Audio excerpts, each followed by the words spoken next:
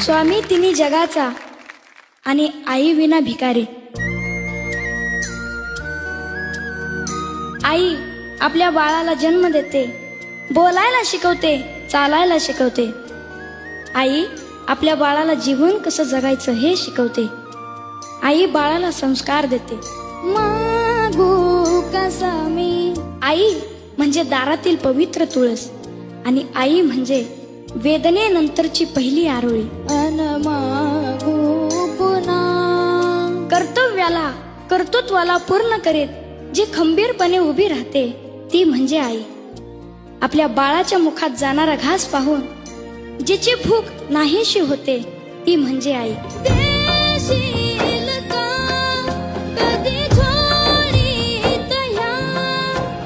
शेवटचं वाक्य सांगतो.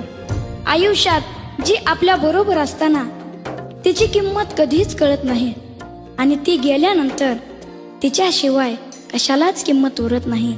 तिला आई म्हणतो. क्या बात है.